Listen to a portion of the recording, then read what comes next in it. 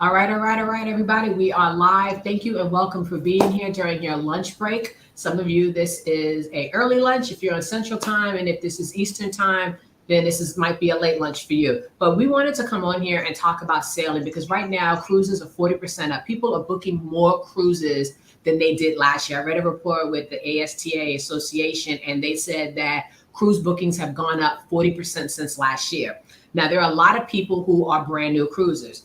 And I wanted to really talk about what to do for your first cruise, what you should pack, as well as what to expect from different cruise lines. But you know what, guys? I didn't want to do this alone. I wanted to bring on some other people who have different perspective, different types of groups, different types of clients, and book different types of cruise lines. So I want to introduce the two young ladies that I have on here. Miss Sheila Toon. She's with Ready, Set, Go Travel. And then we have Kanisha Brown, who's with Divine and Essential Travel. And I'm going to go ahead and give it to Sheila, who's going to introduce herself. And then we're going to pass it to Kanisha, who's going to introduce herself.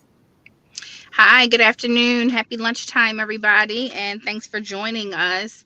As Miss Tisha Spencer said, my name is Sheila Toon.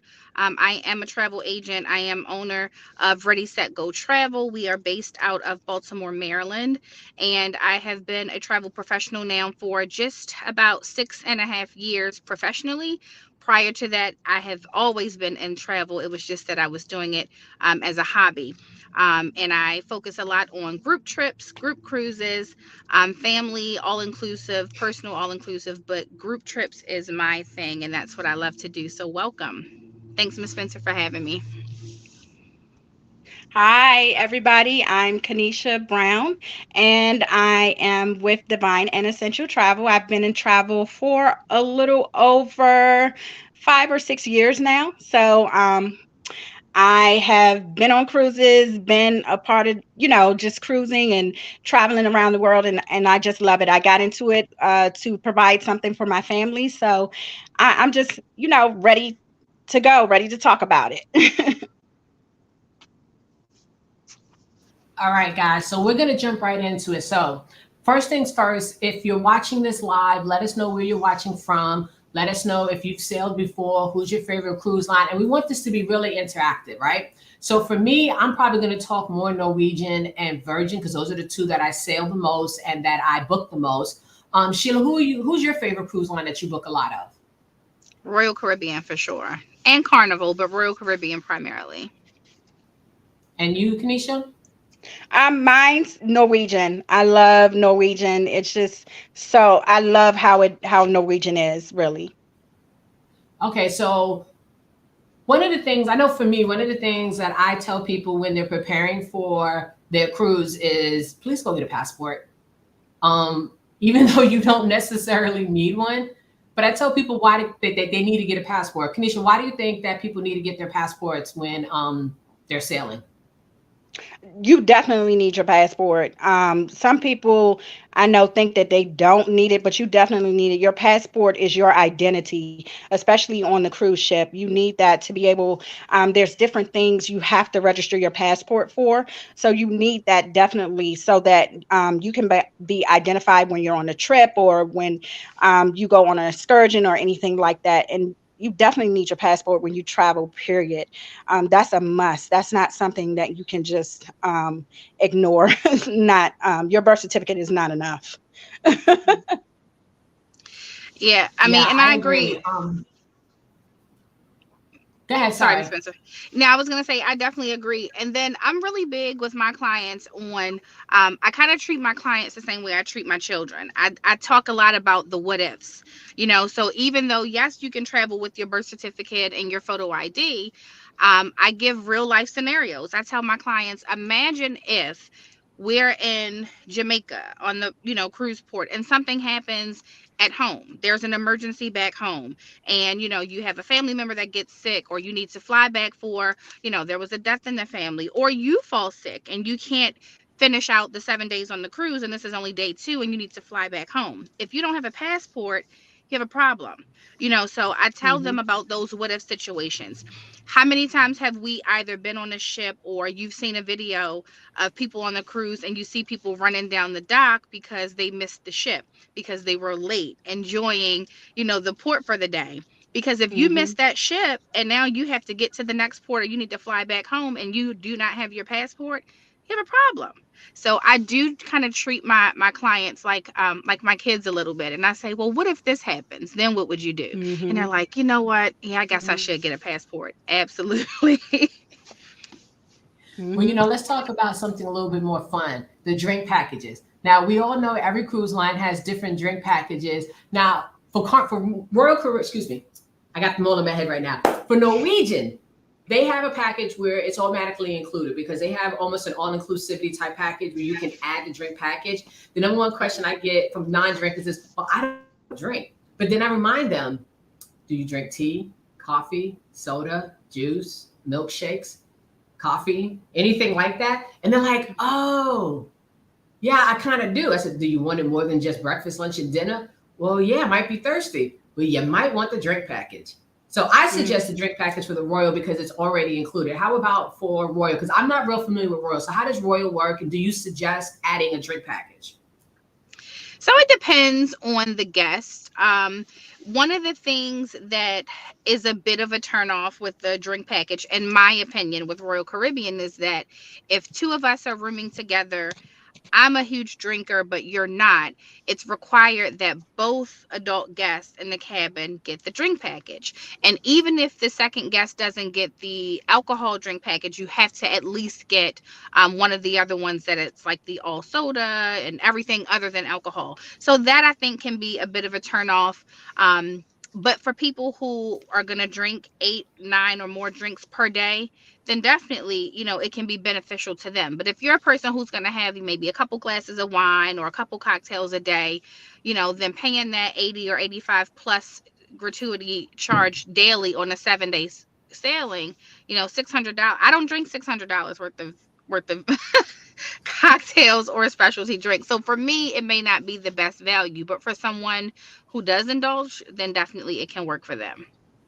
To each his I own. definitely agree. Myself, I know me, with the drink package, I need a coffee in the morning. I gotta have a drink package. And then if I need a coffee in the afternoon and before I go to bed or something like that, I need the drink package because if I don't have it, I'm going to individually spend on the drinks that I want and things like that. So I got to have the drink package. And I do want to indulge in certain wines and things like that. And I do want to taste different drinks that they have and stuff like that. So I definitely agree with the drink package. But I also agree if you're not a person that's really going to do a lot of drinking on your cruise or anything like that, you definitely don't want to get the drink package and spend a whole lot of money on the drink package. Now, if you have kids and you know how they are and they're always asking for something to drink or something like that, you definitely want to have a package with your kids. But if you're an adult and you're not the type of person to indulge in things like that, the drink package would not be for you. Well, and then that ties back into Virgin because Virgin doesn't have a drink package. You have to pay for your drinks individually. Now, I honestly like that idea. So you basically still get your sodas, basic teas, basic coffees, milkshakes, and things like that. But there are a lot of the drinks where it may be an add-on, like you might get one of their energy drinks and then get like a shot of tequila in it. That might be an extra cost. And we were worried that it was going to cost a whole lot of money, but they're very affordable. They're very affordable because we went on there and everybody had like $300-400 thinking they was going to spend them. And the last 2 days, we were buying rounds for everybody else on the ship because we had so much money left over and their drinks are potent. Now, I agree with Kanisha as far as the coffee and things like that because I drink coffee sometimes. I like the teas. I want to get the milkshakes and different things like that. Yeah. Sometimes I want to get that glass of wine with dinner. I like having that option to be able to get it without having to worry about it. But I do agree with Sheila when it says that when they force you guys to be able to have to get that drink package, because I've seen when I was on the Royal Caribbean, one couple was able to get out of it because they was able to prove that it was against his religion to even drink. So they was able to do it, but they couldn't do it until they got on the ship. Correct. Which you want to do this in advance. Well, you know what I'm saying? We worry about it. We want to get on the ship and party. I don't know about you guys. They be like, welcome. I'd be like, thank you. I'm here. So what do you guys want to talk about when it comes to, what do you think that first time sailors should be aware of? Or I wouldn't say first time, sailors, because we have some people who haven't sailed since pre-COVID. True. That is true. Yeah. there's a lot to be mindful of. One, that things have changed, depending if you are a person who have sailed before, and you haven't sailed in, say 4 or 5 or 6 years, things are different. For example, I was sharing with a client the other day about like the muster drills, right? And there was a time where, you have to put your life jackets on and you have to stand outside on the deck at your muster station. And it was the most exhausting, which should take 20 minutes, it's an hour because everyone has to form. So it was just so exhausting and draining. But now things have changed, and you're not standing outside with your, at least in my recent experiences, with your life jacket. You're in the ballroom or you're in the theater, like they have you Mm-hmm. stationed somewhere where it's definitely a lot more comfortable. And I think that speaks volumes to the cruise lines, because that means they listened to clients saying this is too much. And for people who don't know what a muster drill is, that means that when you first board, not long after the ship sails, the ship basically has to, it's like being on a plane where they go over the emergency procedures. If something should happen and you have to, get off in the lifeboats, this is how we do it. This is where you go to do that. So, but to see it happen and to see how it's progressed over the years is just amazing. All that the cruise lines have gone into to make sure that guests are safe and that they understand what those protocols and that process looks like. Yes, they have. They have. Yes, I agree. You definitely want to know the ship that you're traveling on. You want to know what their protocols is. You want to know what their safety drills are and things like that. So when they announce that they're having that, and I know the last time I went on a cruise and they announced that they were having it, it was some people that were willing to skip it. They were like, "Oh, I don't need to know that." No, you definitely need to know the safety on the boat that you're traveling on. You need to listen as to where they're telling you the nearest exits are, what you need to do when you grab your family members and things like that. You need to listen to what they're telling you and not ignore that drill, that thing that they're going over with. And yeah, they take you to a ballroom now, and you're able to have a seat and listen to what they're saying. And instead of them, having you put on everything, you're listening to what they're saying. I know I needed to know where the exits were. I need to know if someone got sick, who do you report to, things like that. So you want to know about that when you're cruising on a cruise line. Yeah, and I love how they break it up by different parts of the ship. With Virgin, what they do is there's a mandatory video that you have to watch in the app. And if you pause the video, which we kept doing because we was getting excited and ordering food, they make you, so if the video is 5 minutes and you was 4.5 minutes in and you pause it to go talk to somebody, you had to rewatch that 4.5 minutes again. It would immediately Mm. start over. It would not allow you to being checked in. And I remember asking one time on a cruise ship when we were still standing up, I said, "So what happens if they don't show up?" Because they have to manually check you and scan you. They say, "Oh, we lock them out their room." And they go hunt you down, and then they make you do a private one. But I like it now because Virgin, we did ours in one of the restaurants. Norwegian, we did it in one of the restaurants, and it's a lot freer and easier, and it doesn't feel. Because for me, you know why I hated musters? Because I get claustrophobic, and I always Mhm. get surrounded by the ones that already drank half of their drink package for the day. They're Mhm. drunk, they're not listening, it's hot, and I'm just Mhm. like, look, if the ship's going down, get on a boat. I'm good. I got to get away from you people. But I like how it's a little bit more easier as far Yeah, as getting on the things you can do on the apps, right? So let's talk about the apps. I'm a techie person. I love the app. One of the first things I tell people to do, and I probably got to tell about 5 times before they do it, and you guys can understand, please download the app for the cruise line.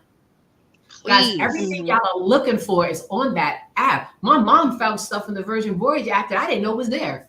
Hmm. So Yeah, what do you think the importance of like the online check-in, like you were saying earlier, Sheila, about the whole changing things around and making it easier? I enjoy the online check-in. How about you guys? definitely. It's so seamless. Like you said, it'll prevent so many questions, because the questions that you think you have, once you do the online check-in, most of probably 95% of those questions will get answered.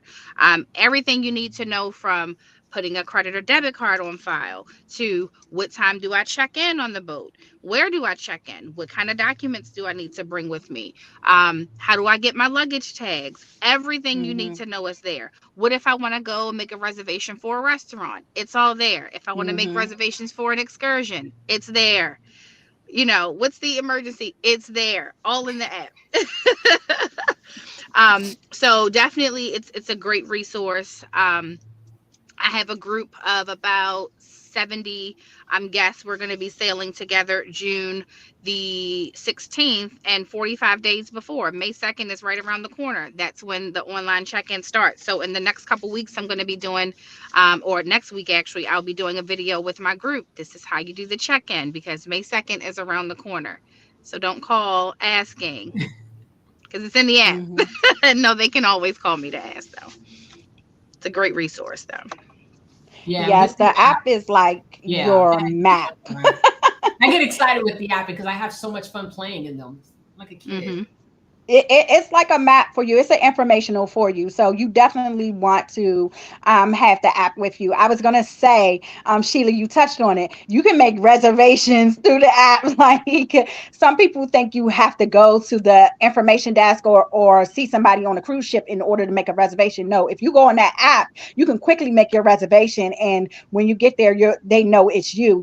You're here. So using that app to make your reservations or to book a show or anything like that, any information that you want to know or see is within the app. So you definitely want to get the app, and you want to be able to have the app to school the rest of the people in your group. You want to let them know, get the app, so that you can know where everything is on the ship and where we're going to meet up and things like that. Take a look. You can have your brief huddle and just show them, and let them know, look, guys, take a look at this. This is what we're going to do next. This is where we're going to go. If you want to make a reservation, let us know. Things like that. Use the app. It's to your ability. Yeah, and the app allows you to see what's on the ship. You get to see the menus. I know with Virgin, you get to see the menus. You get to see what places are, the bars and stuff. But it also makes check-in at the port so much easier, because we still have people that say, oh, I got to print all my documents. No, you don't. You really don't need any documents with you except for like your ID, passport, and those kind of stuff, because you can literally just show the app. I know Virgin, they just ask for your name, they look it up, they verify your ID, and they're like, okay, we're good, and they activate your van. A lot of times what they do is they may scan a code that's on there, or there's a time 24 hours before you sail, it allows you to do that final health check and that final check-in, so they know, boom, you're coming. I like the app too, because a lot of them now, I'm not sure how Royal works, but I know Norwegian, I think, is getting to that point, and Virgin definitely. You can communicate with people on the cruise ship. I was on Virgin making friends and say, hey, let me add you to my app. It was like social media for me. Mm-hmm. And I was able to add people and to connect with them. And like right now, like Sheila was saying earlier about being able to book stuff early, May 3rd, I sailed July. May 3rd, we can book all of our dining, all of our spa services. And because I'm on a Rockstar, which is a privilege level, like the suites are in the suites with the cruise lines, I can actually book my stuff early. But what's great is because I connected everybody through the app, I can include everybody else in those bookings, and they can just pay me. I can make all the bookings for them. So it's a great way to do organization when it comes to everybody and all the activities, like Kanisha was saying, and your registrations for your dinners and your shows and your excursions. Yeah. Like, it's like a one-stop shop. Definitely. One-stop shop. I love it. So me and Sheila was talking about this earlier. So it's time to pack, everybody. We're getting ready to get on the ship.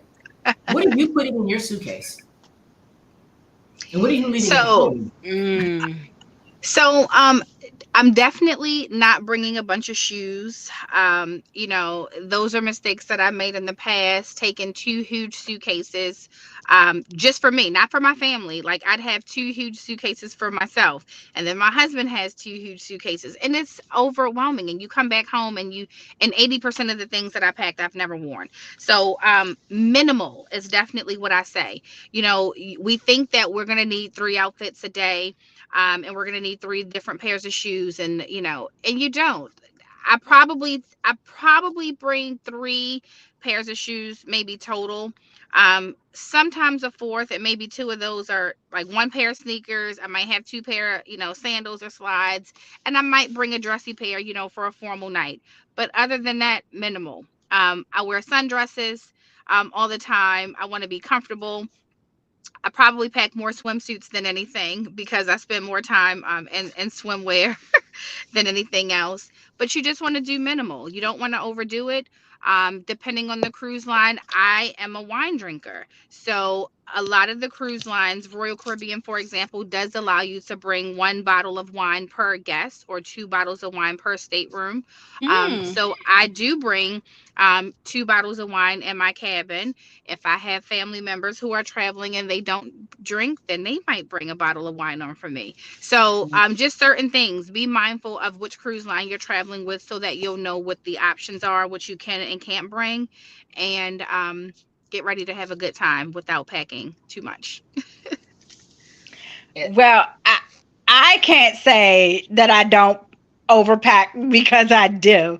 And Tisha, you've been on a cruise with me, and you know I have different pairs of sandals. She brings her whole closet. I do. I do, only because I don't know, what's going to happen within the day, so I'll have like 10 different swimsuits, different dresses. I overpack. I bring the biggest suitcase because I want to have the most fun. And, and especially, I want to make sure that I have the little amenities that I might not be able to find on the boat. For sure. I'm sorry, when I get to my room, I like to disinfect a little bit. So I do spray down certain things that I know my personal body is going to be on. So I do disinfectant and wipe down and things like that. And especially with after COVID and things like that, I know the room is clean. I know they did their job, but I just do a little extra. For sure. I just do a little extra with the disinfectant and things like that. And I bring, I make sure I do pack like extra cloths and things like that. But I know I tend to overpack. But I just don't want to be. Huh? Right. We're gonna have to help you with that.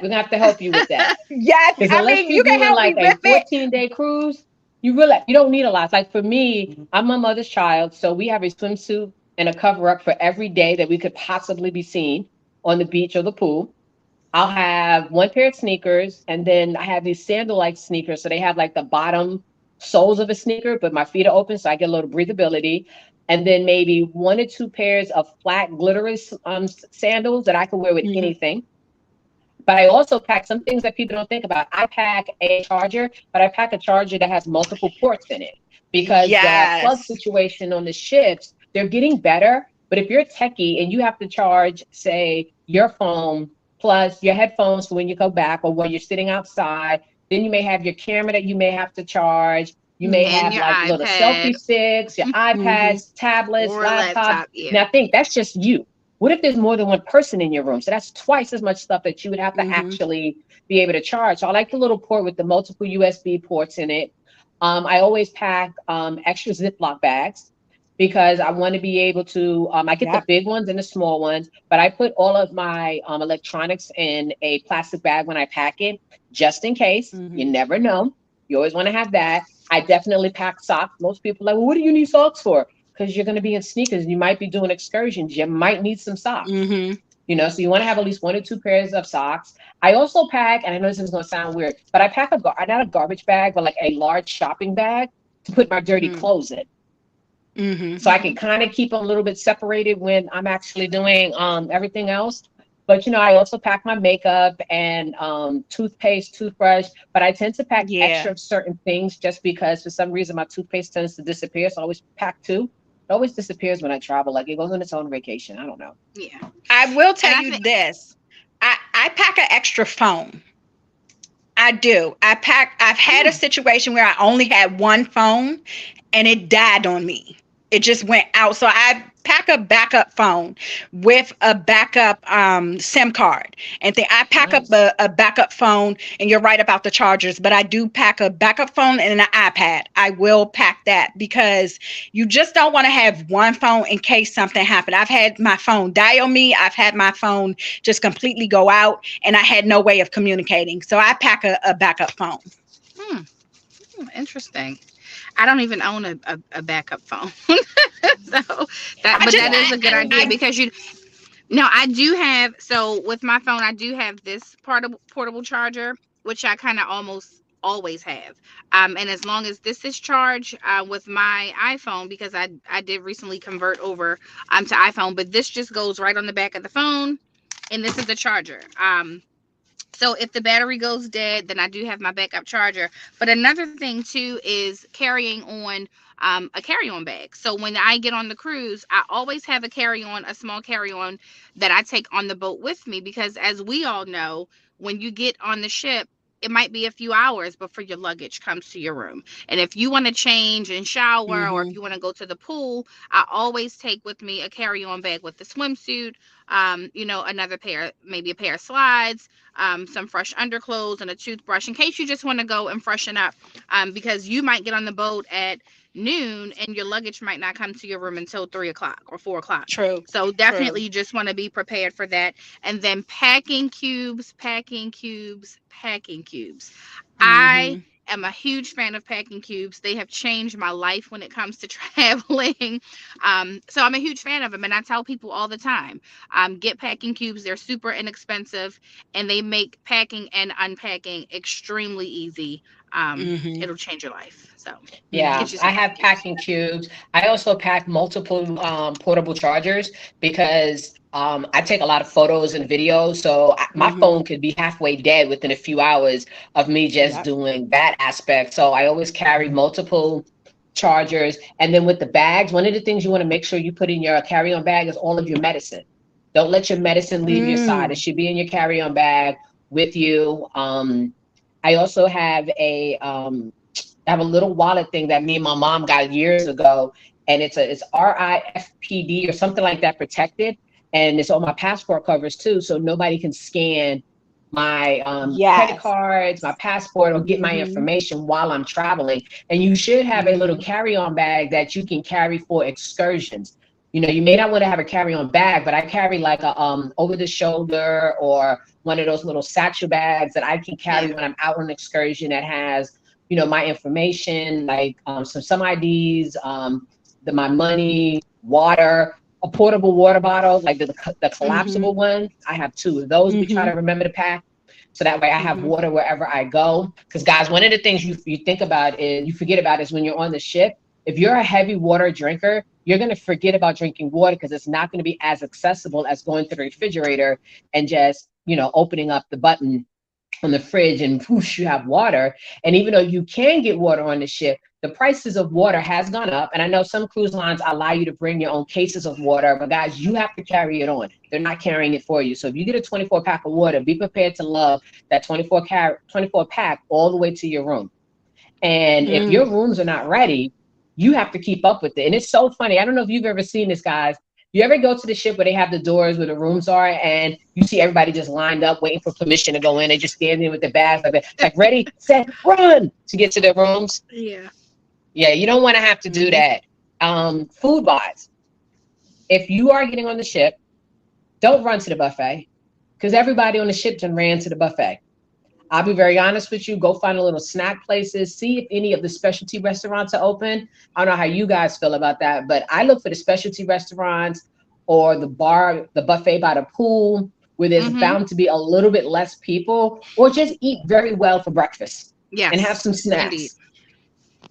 Indeed. Because unless you're in like the suites, you don't have a private restaurant or a private area to go grab food, and you want to be hungry. But I will say this, for Virgin though, everything is open on Virgin except for some of the specialties. Everything is completely open. The moment you board, your rooms are ready. Because I got on there and I was like, okay, so now what do I do? They was like, go to your room. I said, wait, it's ready? They was like, yeah. That was like, but it's 12:45. It's like, no, your room is ready. So I took off to go find my room, and then I stopped and said, wait, I don't know where I'm going. But yeah. So what are the let's talk food real quick before we wrap it up. What are some food tips to give to people who are first-time travelers? I mean, new cruisers or coming back to cruising. Don't be afraid to try something new. Definitely with cruise lines. You know, there's so many options. I mean, the options are endless with food. Tisha, this is right up your alley. Tisha is a foodie. Anybody who knows her, whether you've traveled with her or not, she is a foodie. She's going to find all the food spots on and off the ship. But definitely don't be afraid to try something new. You know, put your palate to the test, because sometimes we don't know. We get used to eating the same things, and there's no time like when you're traveling to try something that you haven't tried before. So because I mean, if you're on a diet, then we know that the week that you're cruising might not be the best time to think about being on a diet, because there's so much food and you're going to eat so much. But enjoy it while you can. I agree. I agree. You want to try the restaurants when you're on the ship. Try each restaurant. I do love the dining and trying the restaurants and the different plates and things that they have. But I agree. You definitely want to try the food on the ship. That's the main thing. Get the experience while you're on there. Yeah, and not just like she said, not just at the buffet. Yeah, not just at the buffet. No, you want to definitely try the different restaurants and things that they have. You want to try that. And some of the ships have restaurants that I didn't even know existed. So I was in probably all the restaurants wanting to know and taking my family with me to the restaurants, right. Because, when are you going to get a chance to do this again? Enjoy yourself. Make it a family dinner night. Make it you, and if you have a spouse or a significant other, make it a date night at one of the restaurants. I mean, just because you're on the ship, life doesn't have to stop. Create that date night, that family night, and all of you guys just enjoy what you're eating and experiencing while you're on the ship. Absolutely. Yes, I think Tisha might be having a little bit of technical difficulties. I'm sure she'll be right back. But yes, it is, cruising is something that I feel like everybody should experience. Not just for what's on board the ship. So for me, what one of my loves of cruising is just that you get to go to all these different islands that you've never been to, right? Just for a sample and say, okay, it's like a huge, it is. Cruising is like a buffet. You get to go here for the day. Let's see what I like. And then you can determine if this is an island that I want to come back to. If I want to fly back to. When I first cruised to Aruba and to Curacao and to, Belize and these places where I say, oh, I can actually see myself coming back here and staying for, 5 or 6 days. But there's been some places that I've cruised to and I've spent, 6 or 7 hours there. And I said, I thought I wanted to come to this island to stay, but cruising here for the day has been enough, right? I have no desire to come back. So it's a great opportunity to do that, just to kind of see what's out there. Would you agree, Kanisha? Yes, I do. I tell you, cruising for me is a whole new world. I'm sorry. Cruising for me is a whole new world. I am going all over the ship because I'm just like a kid in a candy store. When I'm on the ship, I'm just going from place to place to place. And I'm like, oh, I want to experience that. Oh, I want to go there. Oh, we should sit over there and take some pictures. We should do this. Cruising is a whole new thing for me. I've always wanted to get out. And then when we're going to other islands on the cruise, you're right. There are some places that say, I probably won't do this cruise again. But there are other places that I'm like, I gotta come back. I gotta experience this again. I have to when I went to the Bahamas and Cozumel and things like that. I'm just amazed when I cruise. It's my happy place. Absolutely. If it's okay to say that, it's my happy place. Agree. I'm so glad to be on the ship and get the experience. And I love dressing up and just really getting that experience with cruising and feeling like maybe I'm a little rich cruising. Yeah.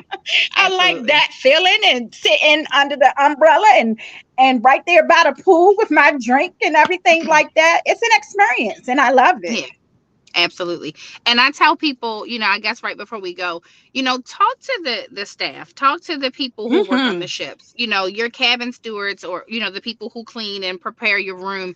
You develop relationships with these people for a week or however long you're cruising. You see them every day, but ask them questions. They're happy to share with you. They tell you, there's families working on, I've met husband and wives who both work on the cruise ship.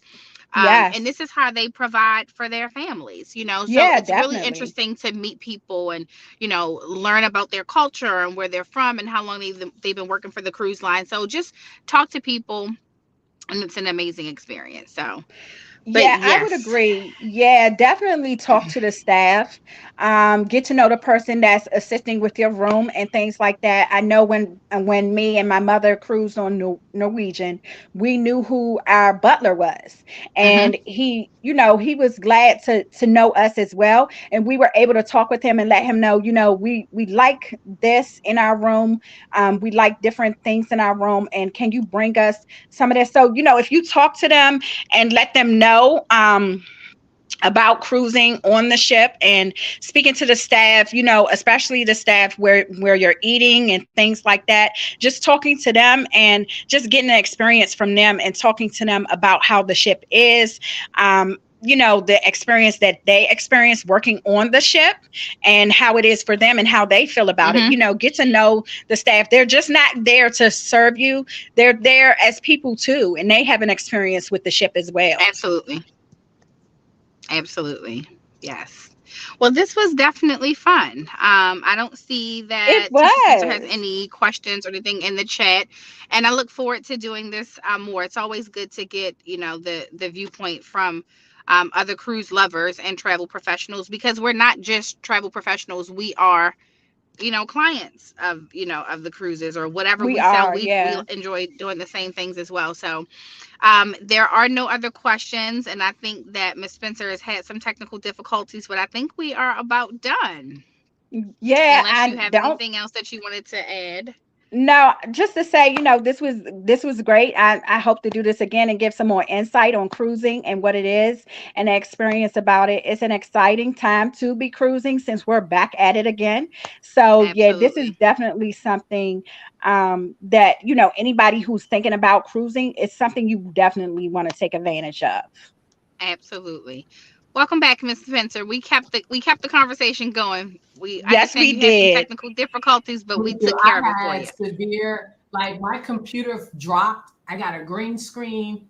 So then I was on the phone and you was talking to me and I was talking back and I was like, oh my God, they can't hear me. But yes, I did get to hear everything and we should definitely do another one and maybe we could just focus on different cruise lines or aspects. And we didn't even talk about the spa and how to get ready for the spa. But Mm, yeah, Oh so thank you yeah. for taking time out of your schedule and I look forward to seeing you guys on the next ship. Thank absolutely. you. Thank you Thank so you for much. See having you ladies. me. Have an amazing day. You're Happy You welcome. cruising. too. Happy Thank you. cruising. Bye. Bye.